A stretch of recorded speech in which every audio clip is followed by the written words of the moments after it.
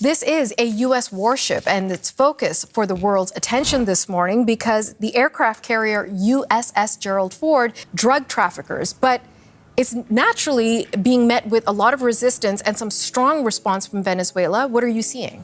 To sink a few alleged drug smuggling boats. The target could be Venezuela. President Trump calls its authoritarian president, Nicolas Maduro, a narco-terrorist. You saw the headline. New global images are out and NASA's leadership just changed. Here's why that matters to where you cast this weekend.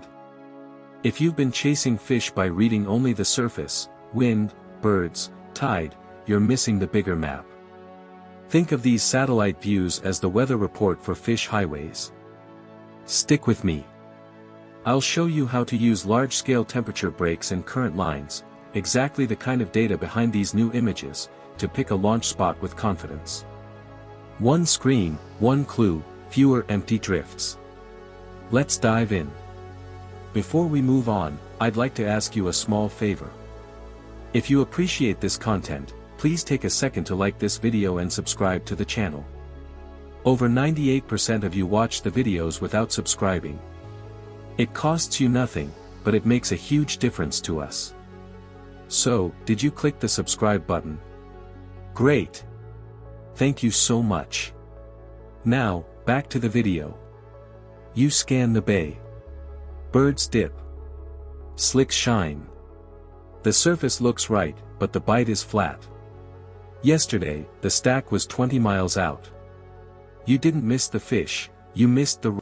It absolutely is. So on the surface, this appears to be a classic case of saber rattling. Venezuela responding to the arrival of that USS Gerald R. Ford aircraft carrier into the region. Willie Lowry joins us now from Washington with more on this. So Willie, the Trump administration says this is all about combating with its own show of force. President Nicolas Maduro ordering a massive troop deployment, nearly 200,000 soldiers, as the country is on high alert, and he says Venezuela is ready. Road they took. The satellites watched the road all night. Large-scale temperature breaks and current edges run like highways across the sea. Bait rides the flow to save energy. Predators follow the bait because the buffet lines up along those edges. Out on the water, your eyes read signs. On the screen, the map shows the route. Use both, but start with the route. Here's the snag. The warm cool edge that fed your bay at sunset slid while you slept. A wind shift and a push of current nudged that line offshore. Life moved with it. So at first light, your spread swims in empty water even though the surface still looks alive. Think of it this way, the global map is your highway map. Your on-the-water reads are the exit signs.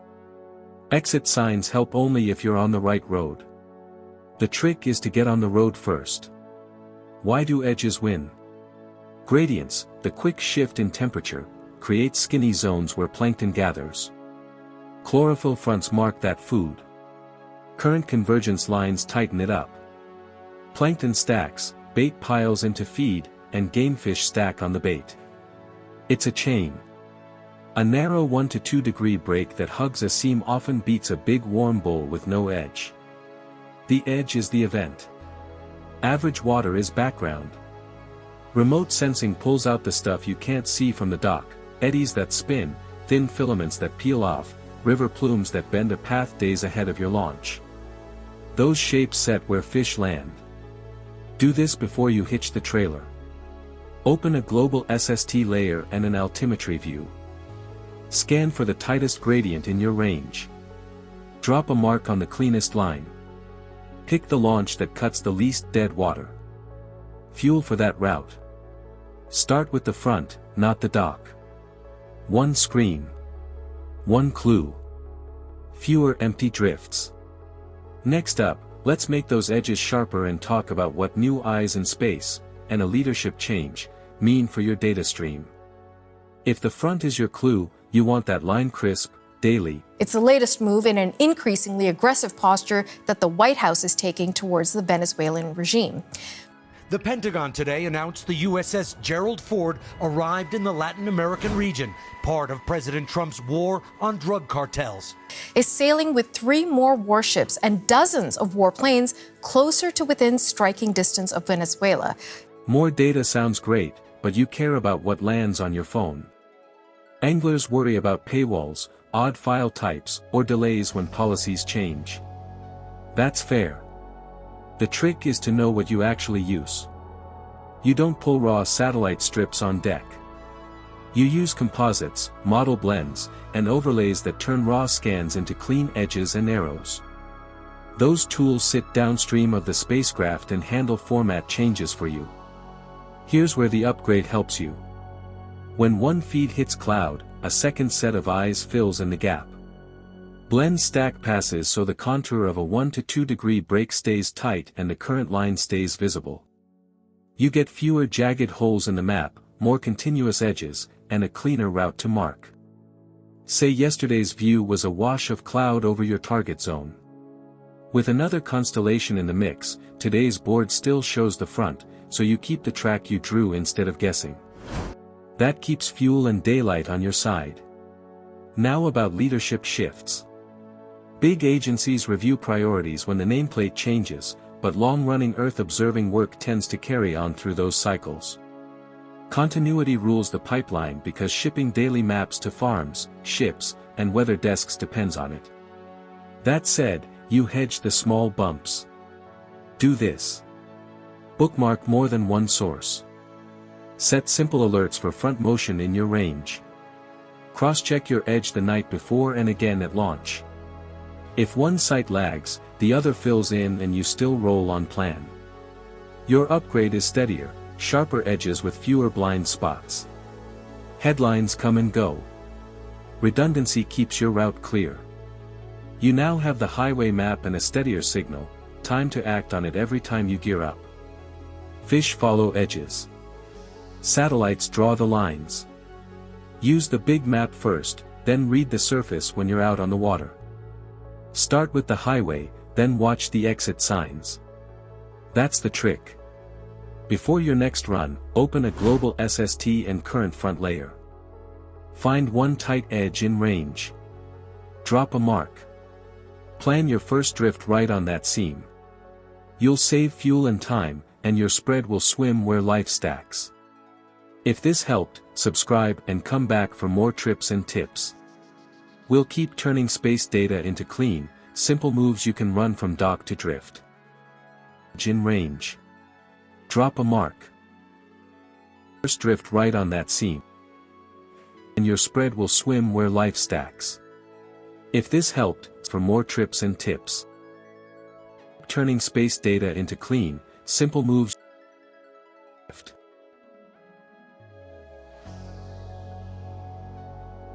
First drift right on that seam.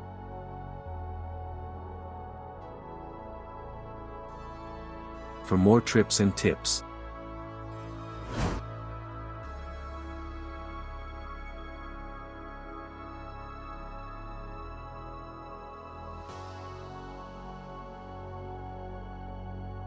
First drift right on that seam.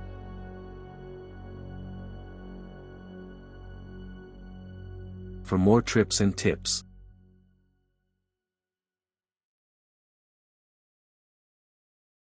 And Garrett, this is all happening amid new developments in tensions between the United States and Venezuela. President Trump was asked last night about a possible direct strike on Venezuela in the future. In the humid dawn off Venezuela's Caribbean coast, the sea was unnervingly still. Then came the roar, low, metallic, foreign. A U.S. Navy destroyer had slipped within radar range, its silhouette cutting across the horizon like a steel predator. The Venezuelan radar operators at La Guaira saw it first. American warship, bearing 240, one of them called out. Within seconds, alarms echoed through the Coastal Command Center. This wasn't a drill. For months, the waters between Venezuela and the Lesser Antilles had been tense. We are learning about this new strike off the coast of Venezuela, another one, and according to U.S. officials, U.S. surveillance planes patrolled the skies daily, citing drug trafficking routes. 5 F-35 fighters were seen landing in Puerto Rico on Saturday, part, we believe, of this U.S. military buildup. Washington claimed that Venezuela's ports were being used as launch pads for cartel shipments. Caracas called it propaganda to justify aggression. No, not war. Just peace. But on this morning, the standoff would cross a line. The U.S. Navy destroyer, reportedly part of a Caribbean interdiction mission, claimed to be pursuing a fast-moving vessel suspected of carrying narcotics. Venezuelan officials, however, saw it differently, a blatant incursion into their territorial waters. 2 Venezuelan patrol boats were dispatched to intercept, each crewed by a dozen men. Armed with light cannons and decades-old radar systems, they raced through the waves to confront the massive ship approaching from the north. Unknown vessel, you are in Venezuelan sovereign waters. One of the patrol captains broadcast over the radio. Silence. Then, faintly, the American reply crackled through. We're conducting a lawful interdiction under international authority. The Venezuelan commander clenched his jaw. Not here, you're not. Moments later, the first warning shot fired, a plume of water erupting just ahead of the American bow. That's when everything exploded. According to reports later pieced together from radar logs and eyewitnesses, the U.S. ship launched a defensive flare, misinterpreting the warning as an act of hostility. The flash blinded one of the Venezuelan gunners, whose reflexive burst of cannon fire struck the destroyer's port side, damaging a small auxiliary craft it had lowered moments earlier. The impact didn't destroy the American vessel, but it did more than enough to trigger chaos. Sirens blared. Venezuelan radar operators screamed into their radios. And as the larger ship maneuvered to disengage, one of the smaller Venezuelan boats rammed its hull against the American side, scraping along the armor plating with a sickening metallic grind. The collision tore open the patrol boat's bow. It began to flood instantly. Within seconds, the Venezuelan crew was shouting for evacuation. The U.S. destroyer's commander ordered immediate medical assistance for survivors, deploying rescue rafts despite the ongoing confusion. By the time the sea calmed again, one Venezuelan vessel was half submerged, its flag still fluttering weakly in the salt spray. Caracas wasted no time calling it an act of war. State television flashed the headline, U.S. Navy aggression in Venezuelan waters. Within hours, President Nicolas Maduro addressed the nation, accusing Washington of a cowardly maritime assault and promising retaliation if another inch of our sovereignty is threatened. Across the Caribbean, the story spread like wildfire. Some outlets reported that Venezuela had crushed a U.S. Navy ship. Others said it was the reverse. In truth, neither side's version was entirely accurate. But the damage to ships, pride, and diplomacy was very real. In Washington, Pentagon officials scrambled to contain the fallout. They claimed their ship had been in international waters and had only acted in self-defense. This was not an attack, one spokesperson insisted. It was a collision caused by reckless Venezuelan maneuvers. But that didn't stop footage of the incident, grainy clips from a nearby fishing boat, from flooding social media. The short video showed flames, smoke, and shouting in Spanish and English. To millions online, it looked like a U.S. warship had been humiliated. Venezuela played to that perception. Within a day, its government released doctored images showing the American destroyer listing slightly to one side, implying it had been crippled. State media framed the event as a modern David versus Goliath story, poor but proud Venezuelan sailors standing up to imperial might. Crowds poured into the streets of Caracas waving national flags and chanting, "No nos rendemos." We will not surrender. Behind the scenes, however, military analysts knew the truth. The U.S. ship had sustained superficial damage, nothing close to crushed. But what made the event shocking wasn't the scale of destruction, it was the speed at which it escalated into global outrage. Within 48 hours, the United Nations Security Council convened an emergency session at Venezuela's request. Maduro's foreign minister held up photos of burned sailors' uniforms and accused the United States of violating international maritime law. Russia and China backed Venezuela's call for condemnation. The U.S. vetoed it. What made this incident different from past U.S. Venezuela flare-ups was timing. Just weeks before, the U.S. had carried out multiple airstrikes against alleged drug boats off Venezuela's coast, killing dozens.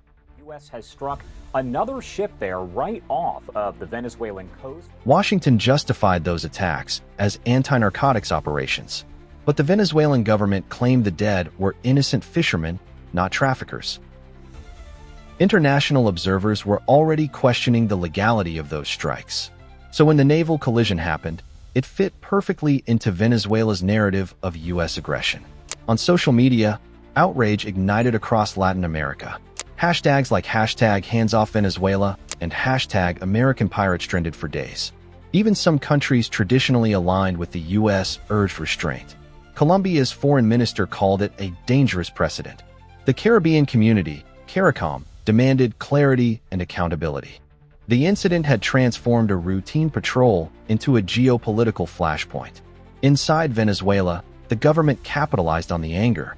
Maduro ordered full mobilization of coastal defense units, staging televised drills of anti-ship missile batteries near Puerto Cabello. State TV anchors called it Operation Sovereign Shield. The footage was dramatic, fighter jets streaking low over the sea, sailors firing blanks, patriotic music blaring. "We have crushed their arrogance," one commentator declared. It was propaganda, but it worked. In the U.S., the political reaction was just as fierce. The administration defended its sailors, accusing Venezuela of reckless hostility and announcing economic sanctions on its defense sector. Any attack on American personnel will be met with overwhelming response, the president warned from the White House lawn.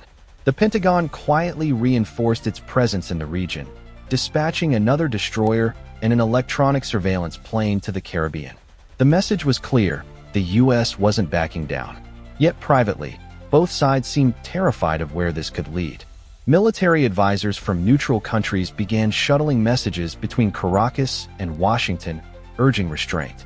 Analysts compared it to the 1988 incident in the Persian Gulf when a U.S. cruiser shot down an Iranian airliner, proof of how easily confusion could turn into catastrophe. By late October, investigators from several nations were reviewing radar and communication logs. Preliminary findings suggested both ships had been within disputed waters, technically outside Venezuela's 12-mile limit, but inside its claimed exclusive economic zone. The Venezuelan warning shot, while legally questionable, wasn't entirely unprovoked. The U.S. destroyer's response, while defensive, may have been overly aggressive. Both sides, it seemed, had reasons to spin the story their way. Still, the public perception had already solidified. Venezuela had stood up to the world's most powerful navy and won. Crowds in Caracas began painting murals of the collision, depicting a Venezuelan boat slamming into an American warship with the caption, "Sovereignty is not negotiable." Meanwhile, the Pentagon quietly repaired the damaged destroyer in Puerto Rico and refused to release photos, hoping the news cycle would move on. But it didn't. Within weeks, 2 more incidents followed. U.S. drones intercepted near Venezuelan airspace, and Venezuelan coast guards seizing a foreign tanker they claimed was spying. The world began to wonder if a new Cold War was forming in the Caribbean. The shocking part wasn't the brief clash itself. It was how quickly truth drowned in politics. A collision became an attack. A scrape on a hull turned into a crushed U.S. warship. Each side used the chaos to feed domestic narratives. For Venezuela, it was proof of resistance against imperialism. For the U.S., it was evidence of rising threats in the hemisphere. And yet, beneath the slogans and propaganda, sailors on both sides had nearly died in a misunderstanding neither wanted. One Venezuelan survivor later told an independent reporter, "We didn't want war. We just wanted them to leave our waters." A U.S. sailor, speaking anonymously, said, "We thought they were smugglers. We didn't expect them to ram us."